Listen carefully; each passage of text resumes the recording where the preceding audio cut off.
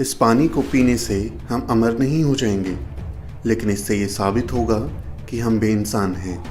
ये वो लाइन है जो 20 मार्च 1927 को बाबा साहब ने चवदार तालाब से पानी पीने से पहले कही थी।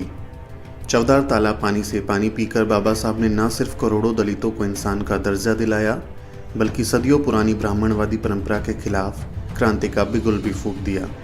कोलाबा जिले के महाड़ में स्थित चवदार तालाब में ईसाई, मुसलमान, पारसी सभी पानी पी सकते थे। यहाँ तक कि पशु और कुत्ते भी तालाब के पानी का इस्तेमाल कर सकते थे, लेकिन दलितों को इस पानी को छूने की इजाज़त नहीं थी।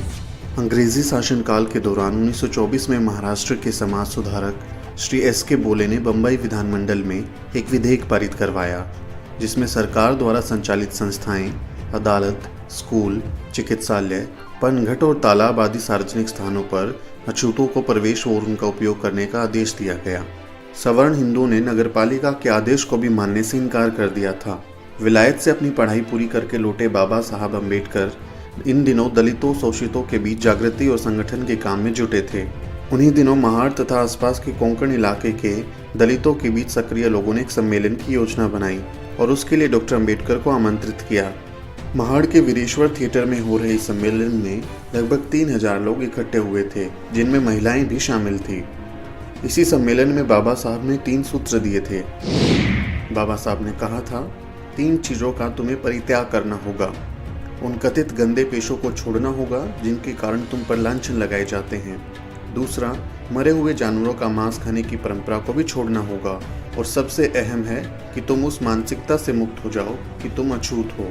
सम्मेलन में लोगों से बाबा साहब ने ये भी कहा था, क्या यहाँ हम इसलिए आए हैं कि हमें पीने के लिए पानी मैसर नहीं होता? क्या यहाँ हम इसलिए आए हैं कि यहाँ के जायकेदार कहलाने वाले पानी के हम प्यासे हैं? नहीं, दरअसल इंसान होने का हमारा हक जताने हम यहाँ आए हैं।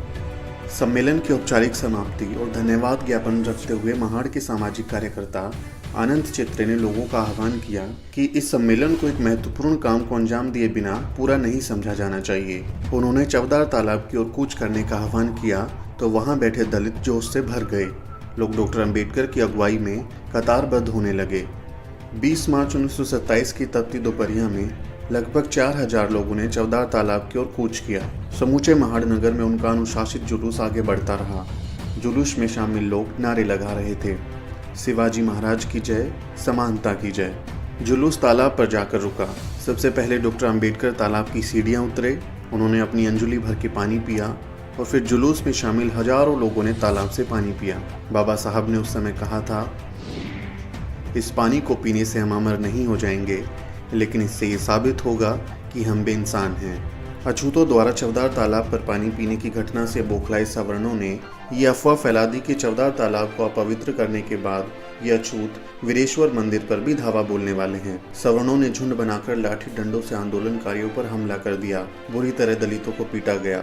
सैकड़ों दलित घायल हुए, लेकिन बाबा साहब ने लोगों को धैर्य बरतने की सलाह दी। उन्होंने कहा, हमें प्रतिघात नहीं करना है। जन समुदाय ने अपने नेता की बात मान ली। दूसरी तरफ सवर्णों ने अछूतों के छूने से अपवित्र हुए चवदार तालाब को शुद्ध करने के लिए उसमें गोबर और गोमूत्र मिलाया। दलितों के इस ऐतिहासिक विद्रोह के प्रति मीडिया का रवैया उस समय भी वैसा ही था जैसा आजकल आप दलितों के आंदोलन के प्रति मीडिया का रुख देखते हैं। कई समाचार पत्रों ने डॉक्टर अम्बेडकर के इस बागी तेवर के खिलाफ आग उगलना शुरू कर दिया। भाला नामक अखबार, जो सनातनी हिंदुओं का पक्षधर था, उसने 28 मार्च को दलितों को संबोधित करते हुए लिखा, आप लोग मंदिरों और जलाशयों को छूने की कोशिशें तुरंत बंद कीजिए, और अगर ऐसा नहीं किया गया तो हम तुम लोगों को सबक सिखा देंगे। इसके जवाब में बाबा साहब ने लिखा, जो हमें सबक सिखाने की बात कर रहे हैं, हम उनसे भी निपट लेंगे। डॉक्टर अम्बेडकर ने पुनः सत्याग्रह की योजना बनाई और पुनः 25 दिसंबर को हजारों की संख्या में लोग इकट्ठा हुए, लेकिन सत्याग्रह स्थगित करना पड़ा। डॉक्टर अम्बेडकर ने बम्बई हाई कोर्ट में लगभग 10 साल तक ये लड़ाई लड़ी और अंत में 17 दिसंबर 1936 को अछूतों को चवदार तालाब में पानी पीने का अधिकार मिला। महाड़ सत्याग्रह ने ही डॉक्टर अम्बेडकर के राजनीतिक जीवन को निर्णायक मोड़ दिया। महाड़ सत्याग्रह की घटना ने अम्बेडकर के अंतरतल को हिलाकर रख दिया। कल तक जो बचा खुचा भरोसा उनका हिंदू धर्म में था, वो भी इस घटना के बाद स्वाहा हो गया। वे भीतर से कर्रा उठे और उनका आक्रोश फूट पड़ा। उसके बाद उन्होंने अपने करोड़ों बच्चों की भलाई के लिए अपना पूरा जीवन लगा दिया। आप देख रहे हैं द शूद्र। बहुजन समाज से जुड़ी तमाम खबरों को जानने के लिए सब्सक्राइब करें हमारा चैनल और बेल आइकन को प्रेस करना ना भूलें ताकि हमारे नए वीडियो की जानकारी आप तक सबसे पहले पहुंच सके।